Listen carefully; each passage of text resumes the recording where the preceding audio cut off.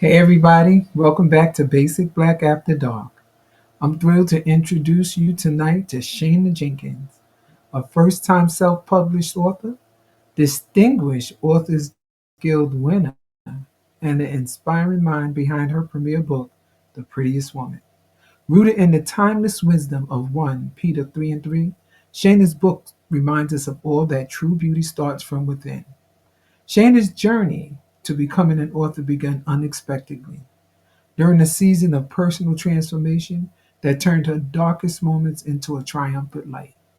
Her book is more than just a story, it's a movement for women who are determined to rise stronger, walk in their purpose, and believe in their God given potential.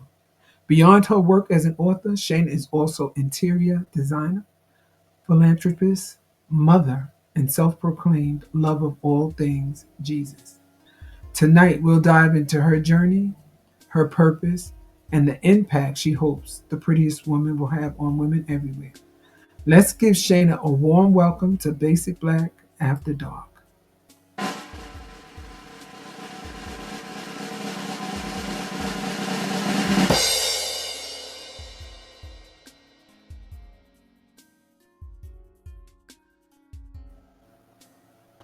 Hello, Shayna. She's probably having a little bit of technical difficulties. We're in two different areas, so she's probably having some difficulties. But like I mentioned, she is an award winner of the DAG Awards, and that is a distinguished award, and not many have that kind of success being a first time author. And for her to have come from being a first time author and walking in and snatching that award, yes, I said snatching that award, it was well deserved. I can't wait to dive into her story about the prettiest woman and learn more about her journey throughout. So as she's having some difficulty, um, she leaving a message. No, I cannot hear you. She may have to go out and then come back in, and you know how technology is. You have to go out and you have to come back in. That's why I like man-made things. We do it ourselves, so this way we don't have to depend on anything, any technology or anything else of old school. I'm even where you can still deliver a message by a horse if I have to go back that far, but we've moved beyond all of that. So we do have the post office, but now we moved on to internet and emails and a whole bunch of other things. But to get to her story, it's just simply amazing that this young lady was able to write this book and to bring it to fruition and just to share it with everybody. So this is something that I can't wait for her to share this journey. Shayna, are you able to get in and to join us now?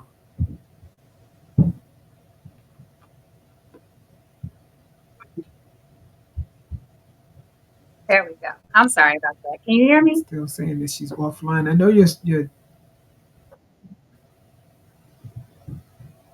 I can hear you. you might have to unmute your mic.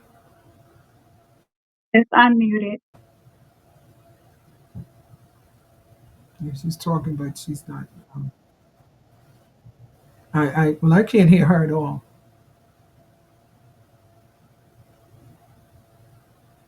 I can hear you. I see her thing going, but I just don't. I don't hear her at all.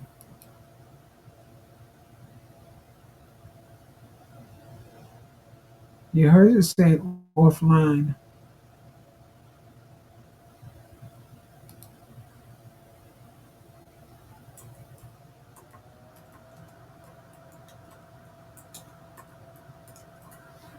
So I'm gonna send her a message in the chat and ask her can she hear me. I can hear you. And we may have to have this interview through chat because I can still ask you questions and you can post it in the chat, and I'll respond to our listeners and our audience in that way until we can get this cleared up. If that would be okay with you, Shayna.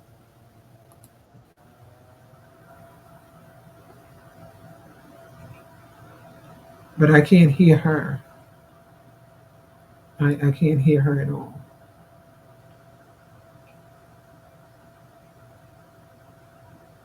She's saying she can hear and see me. I can't see her and I can't hear her.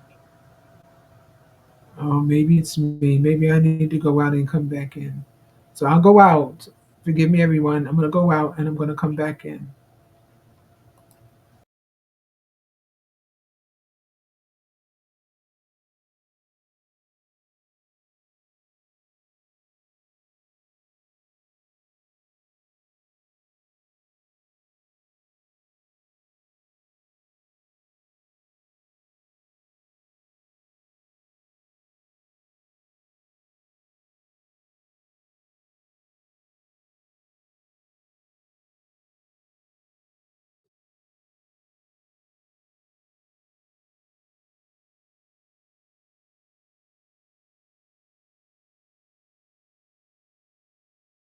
I can hear you. Can you hear me?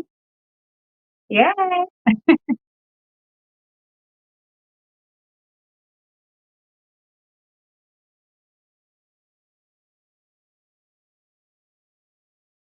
To becoming an author began unexpectedly during a season of personal transformation Yeah.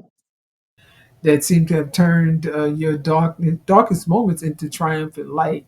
You mentioned that becoming an author wasn't part of your original plan. Can you share more about what led you to this unexpected path? Absolutely. First of all, thank you for having me on the show. I'm really excited to be here. You're And just really get a chance to tell my story. And so, yes, I did mention becoming an author was kind of something that I stumbled upon. I probably didn't know, but God knows everything. The dark season I was going through, in hindsight, I'm looking back, I'm like, I probably had launched myself into entrepreneurship too soon. And I was working for a commission based company at the time. And while I was at that company, I was trying to leverage their clients to like build my business and have my own clients. And it came to a point where God was like, okay, which way are you going to go? So I felt like, I'm trying to use this job to build a business, but God was telling me to go one way. And so it got to a place where I felt like I was just kind of losing it. I was like in a season of confusion.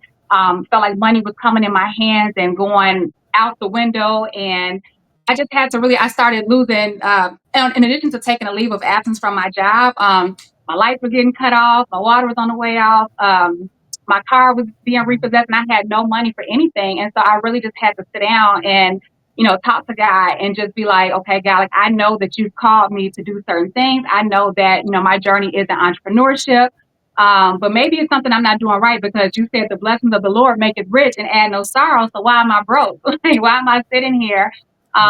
Just really trying to figure out life and put things back together. And I just I think it was like 2:42 on November 2nd. I don't think I know for sure. It's 2:42 a.m. on November 2nd. When I watched them pull my car out the driveway, I was literally sitting in my living room, like, okay, God, like now what? What do we do? I didn't really want to be in a season where I had to call parents or family or friends to help me out. I really wanted to get to a place where I asked God to get me out of the situation that I was in. And so as I was sitting there and just kind of praying, I asked him, what are we going to do now? What are you going to do? And he said, write the book. And it was something that had been in my heart for a while. But I wasn't really sure if that was my path because I knew I wasn't a writer. And I was asking him like, okay, so what does that mean? Write the book. Where do I get the material? And then he started reminding me of like all the blogs that I had written and, just kind of putting them together to really tell the story when I put them together, I'm like, oh, like, I guess this really does tell the story of my life, like the journal prompts that I was writing about.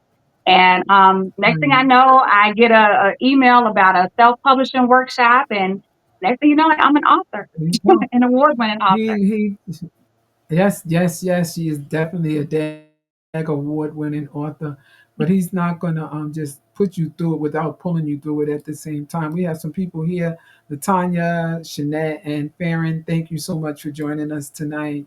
But writing during one of the darkest seasons of your life must have been. We hear that it was challenging, and we know that it inspired you to keep going during that time. The Prettiest Woman is rooted in the message that true beauty starts within. How does this theme play out in your own story and in the book? So very good question. It makes me grateful that a lot of the circumstances that I encountered, even though it hurt me, to not retaliate, not to get angry, to not get bitter, like it really helped me just to be grateful about who God created me to be. Somebody who prides herself on moving forward in kindness. And that's not to say that I was kind all the time, or like I never had an attitude, like I just went through this dark seasons like all perky, but it really just helped me maintain, my character and who he created me to be. I think that I found out that the beauty within myself were those characteristics. The fact that I do really aspire to treat people, how I want to be treated, or just really represent him well. And so there were plenty of times that I wanted to fight back naturally, but it was scripture that gave me confidence that you don't really have to. Vengeance is mine, said the Lord. I will repay. I will fight your battle. So really, all you have to learn to be still, trust me, and then move forward. And so, really relying on that kind of helped me decide, like, okay, yeah, I am okay. There are things of people that are dealing with themselves, and I can go forward and be happy. And like, of course, I say I got to meet great people, and doors were opening for me. And I could only Yeah, imagine, like, the had doors I will been open. angry and spent my time focusing on those trials or those circumstances, like I probably wouldn't be where I am today. I would be still somewhere trying to fight a battle that he told me he already won. So. Right. So you describe in your book The Prettiest Woman as a collective story for all women who face life's challenges. How do you hope readers will collect or connect with this message? And what was your Um, biggest challenge during self-publishing? So what I hope that people will receive from my book is to basically to persevere. Just keep going. Really understand that the things that you went through are not happening to you, but they're happening for you. And like I said, like if you don't focus Right. on those circumstances, if you don't spend your time, sitting around wondering like, "Woe is me? Why is this happening to me?" Then you too can become, the prettiest woman. So I tell people all the time, the prettiest woman is not somebody who is beautiful on the outside. The world that we live in today glorifies outer beauty, but who are you? Who are you? Are you being the person that God created to be? Are you operating in good character and like being a representative and a role model? So that's So as really a what. I'm as sorry. a first time author, what was your biggest challenge during your self-publishing? So my biggest challenge during self-publishing was believing that I was not convincing myself that this was something that I was supposed to be doing, that this was something that God really wanted me to do, and not just another bright idea that I had come up with. There were a lot of moments I was like, Shayna, girl, you're not a writer. Like, what are you doing? Really just trying to talk myself out of moving forward with the project. Mhm. But I had to realize that the blessing was going to come from the obedience of me, right? Like, even I would rather have written the book and then realize that that wasn't what God told me to do than not write the book and then realize I was in disobedience. So just really trying to convince Well, myself that it was God. you have some congratulations here from Shanette and from Farron. Congratulations, award-winning author. Thank What you. advice would you what advice would you give to first-time authors? Now, hearing what you're saying, it's kind of hard to believe that you're a first-time author. But what Oh, advice would you give to someone who is a first-time author? Um, I would say stop waiting on perfection and just do it. The blessing is in the obedience. The longer you have something in your hands, the longer you sit around and critique it, like you're never going to move forward with the project. You're going to sit around and, just really be trying to, change this or dot this or what if this or what if I said this? And it's the blessing is not in the fact that you're writing the book. The blessing is being obedient to what God told you to do. And so, one scripture that my pastor always says, he says, one man plants, another one waters, but God gives the increase. But he can't give you increase if you're holding on to it. So just put it out there and figure out the rest later. That's how I operate. Like, So, we'll figure it out. Let's just do so it. your inspiration and purpose. You mentioned your daughter's passion for writing as inspiration. How does her creativity influence your work? Her creativity, it energizes me. It gives me a reason to be going, keep going. I believe that we feed off of each other. So when I see her and I'm noticing that she's picking up on things that I'm doing, it makes me keep going. There are days that I just want to come home and lay around and watch TV. But if I do that, then she'll get complacent in her craft and her gift. And so her watching me keeps me going, and then she doesn't even know, but like me watching her makes me keep going. So we really just feed off each other's energy.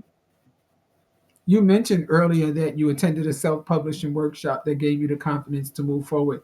What role has mentorship and community played in your journey? Yes, definitely.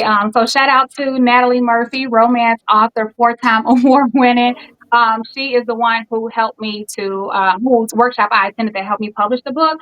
And the role that she played and a few other mentors played is just really um, watching, because I know I have people rooting for me. I don't want to let them down. I don't want to let myself down, but I never want to look back and be like, hear somebody say, "Oh, what wasted talent," or like we really believed in her. She really had great skills that she never put out there. So um, I think it's like a level of accountability. If I know that I have people rooting for me, it motivates me to get up and keep going.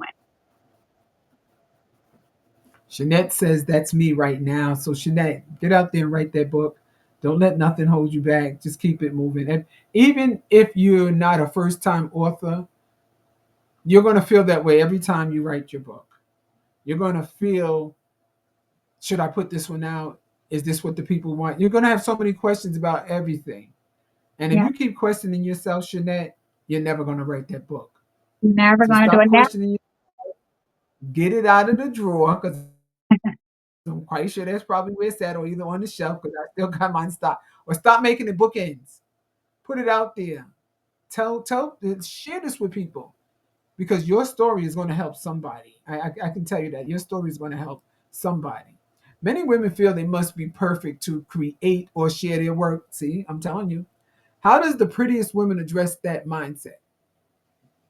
Yeah. So first, just to go back to the last point that you made. So a lot of times we don't do things, or we think that we're supposed to be doing stuff for us. The work that God or gifts that God has given us, they're not for us. They're for other people. So it might be hard for us to overcome that imposter syndrome, but the book is probably not for you in the first place. It's going to build your confidence, but it is for somebody else. So just kind of touching off of that. But as far as feel like you have to be perfect to share your work, I would tell them to first ask yourself, what is perfection and by whose standard are you measuring?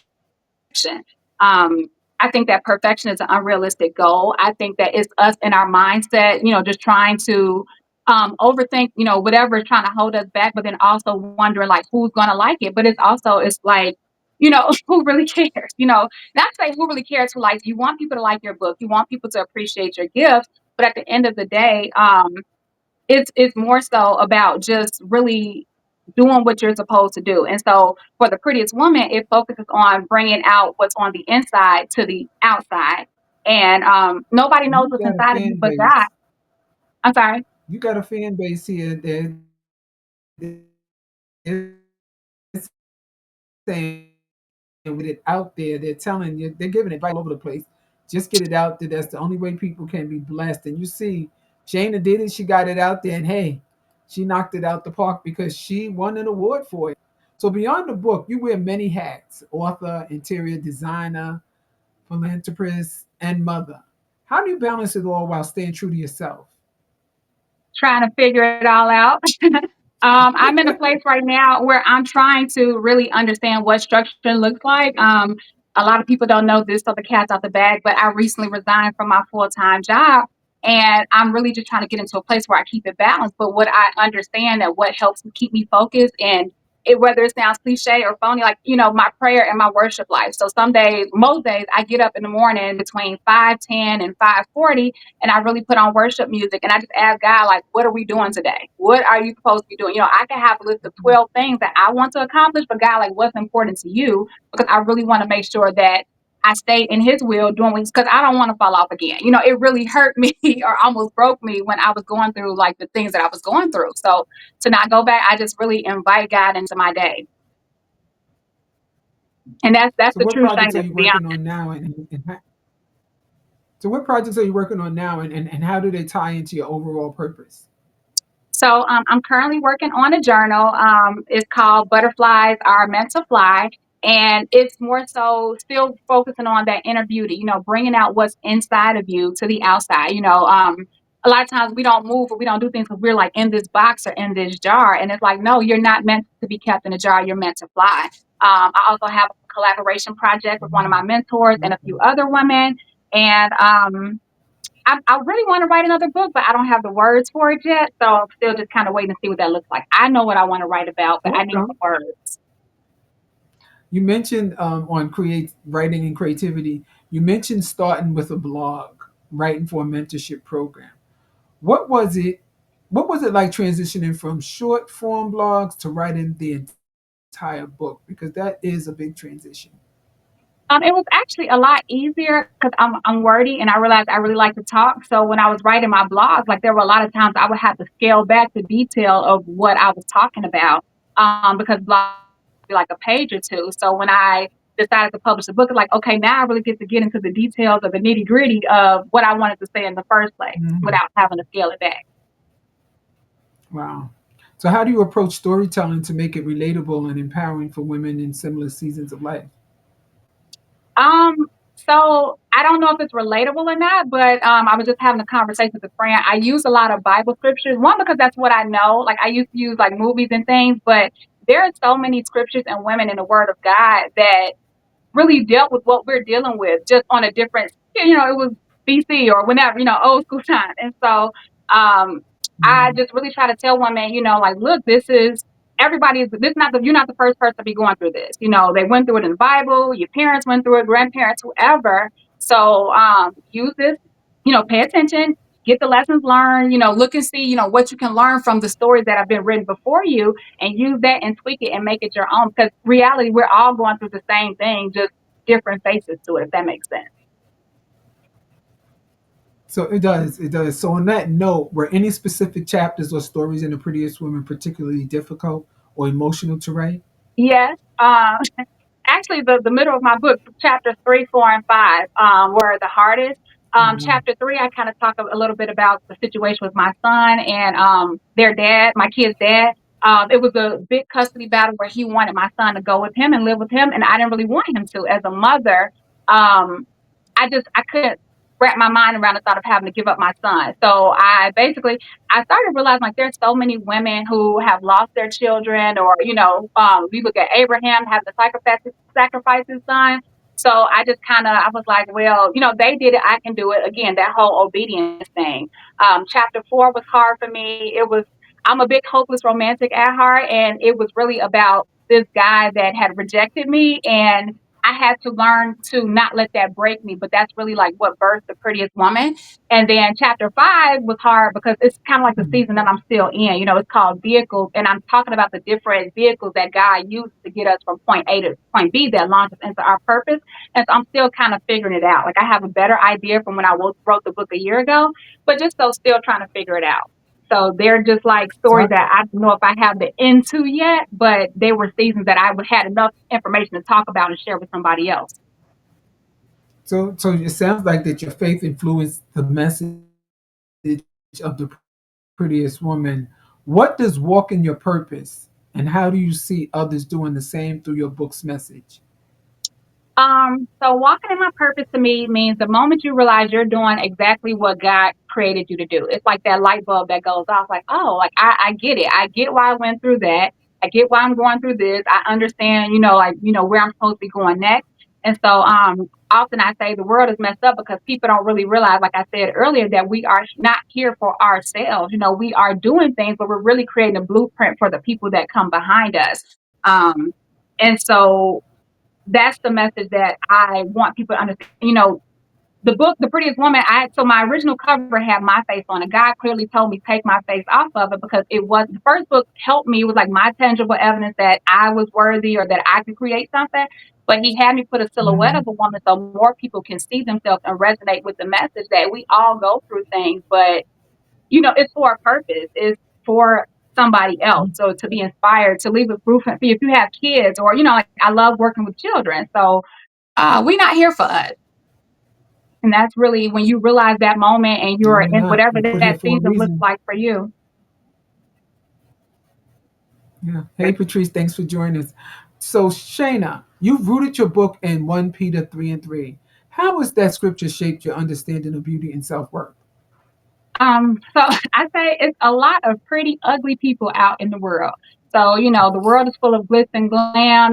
Everybody want to look pretty on the outside. We get our hair done, lashes, makeup.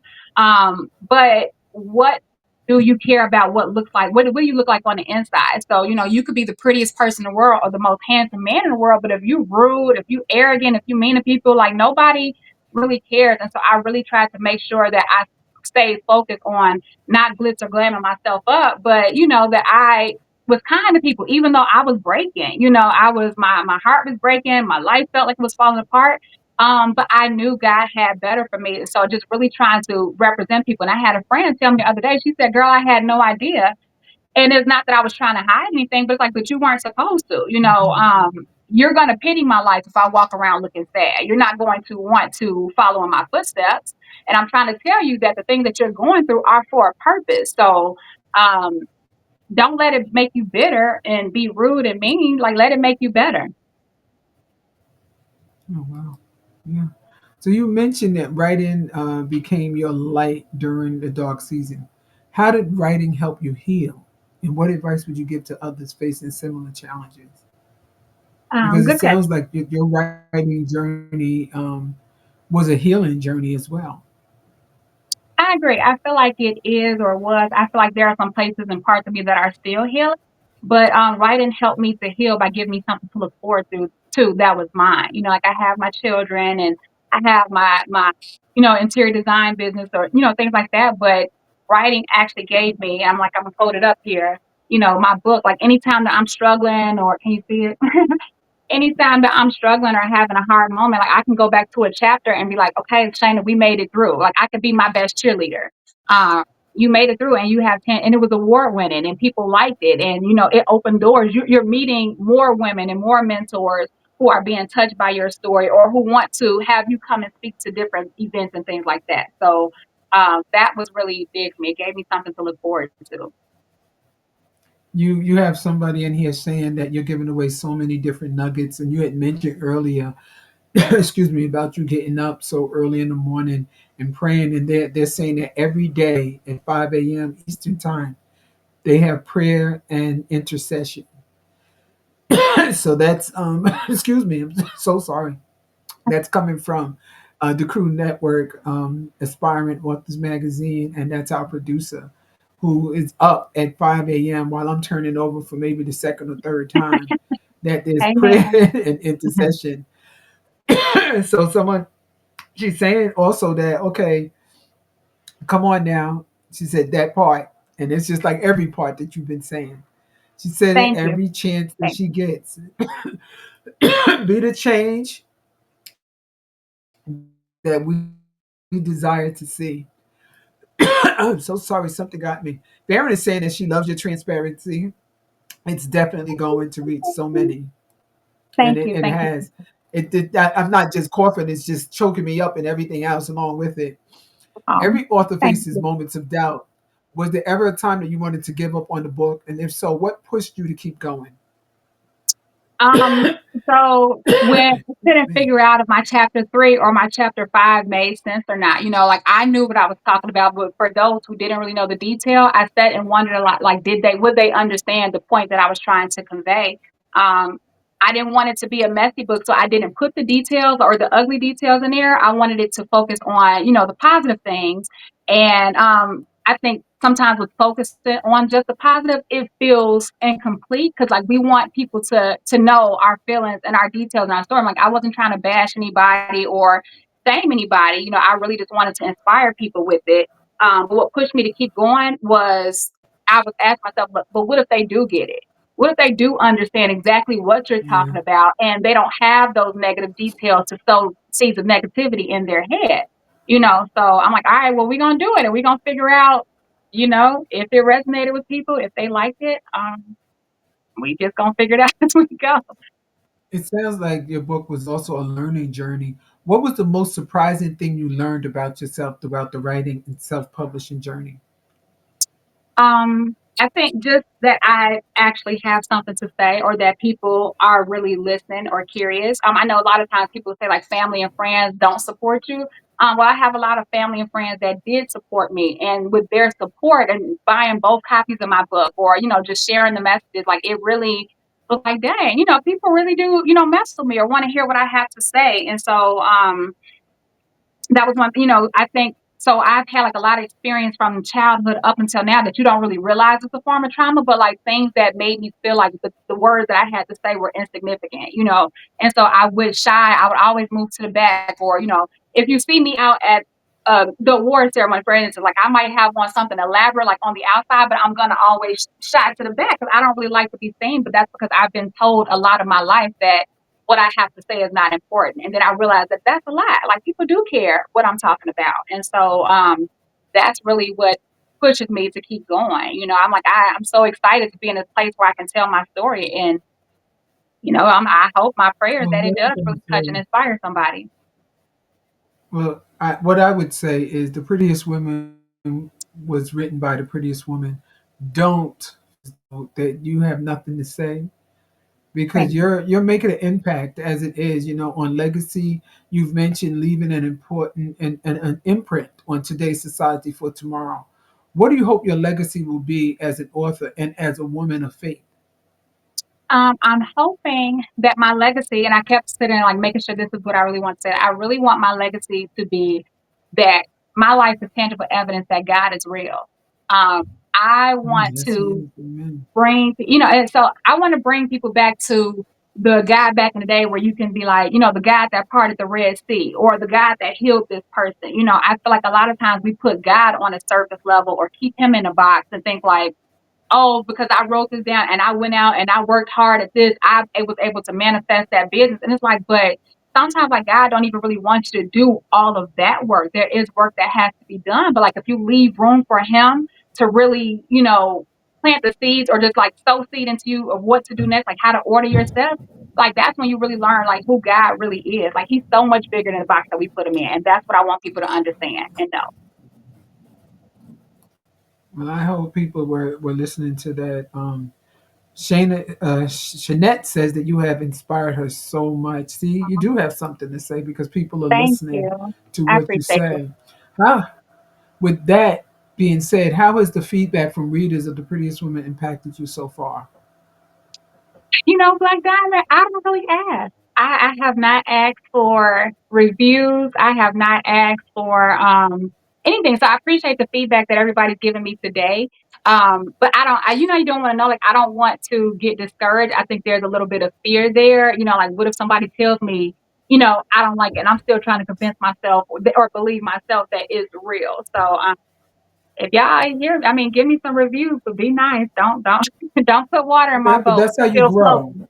That's how you Yeah, grow I because you do. try to figure out what about that person you did not reach Yeah, because yeah, there yeah. was something that they may have missed.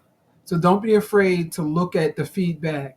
You know, my daughter just stood here and she had mentioned something about the podcast and she says, "How does it go?" I said, I never watch my own podcast. Once it's over, it's over. She said, "You don't watch it?" I said, "No, it's not that I don't care about it, about anyone, but it was already said and it was done. I can't take anything back."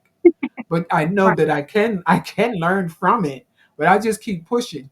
But there's people that's looking to you and they're going to continue to expect more from you. Even some naysayers. They may be naysayers at that time because that's where they're at.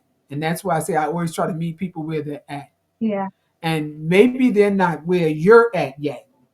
But read those because maybe you are the one that can bring them forward because that might be the job that God wants you to do, but you're not I seeing it because you're not looking back at it.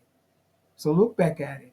I agree. I appreciate that. And Gina even said it. Gina Gasson, the visionary behind the Distinguished Authors Guild, she said a lot of times, like if people don't win the award, they never ask her why. And when she said, I was like, you know, you should ask why, because like you said, it's all about it's part of the growth, you know. So I Yeah, appreciate that. just improvement. People give out nuggets. Look, I always tell my children that advice is free.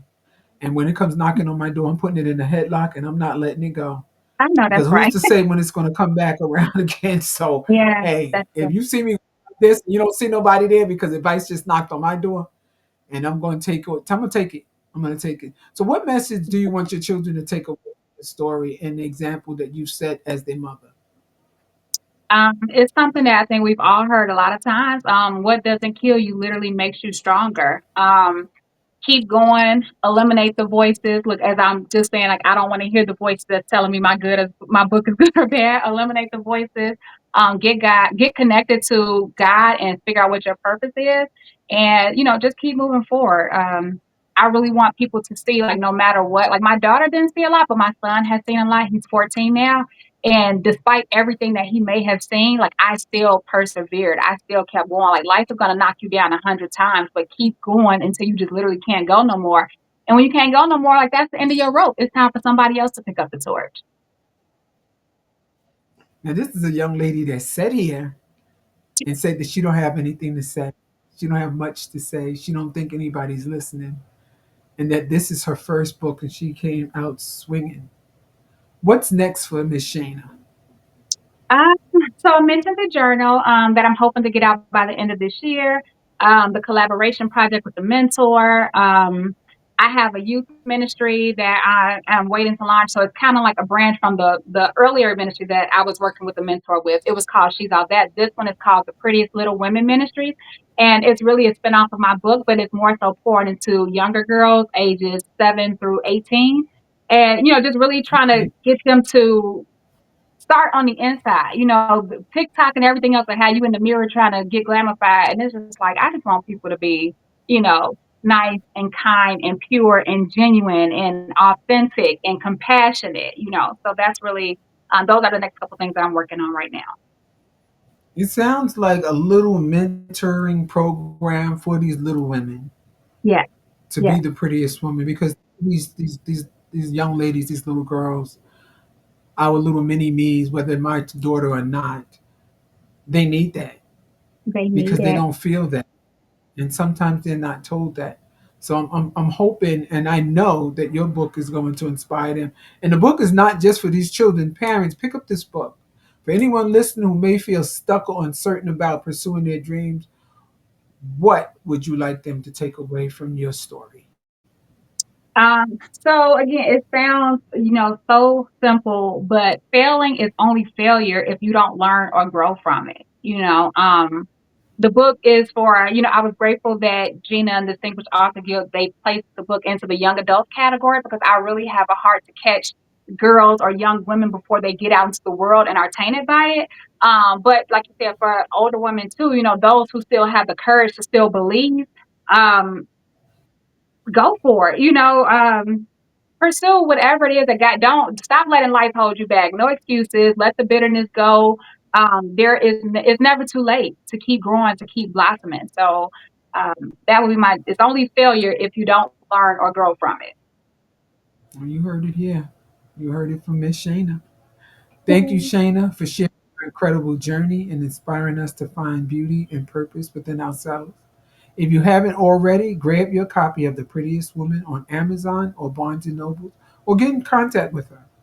It's a book you won't want to miss. Yeah, To our listeners, remember that the prettiest woman isn't defined by perfection, but by her perseverance, strength, and authenticity. Join us on Friday, December 6th. We'll be here speaking with Peculiar Princess Stephanie Johnson Rice on Basic Black After Dark, after 8, after dark. Until next time, keep rising, thriving, and never stop walking in your purpose. Good night, amen. everybody, and thank you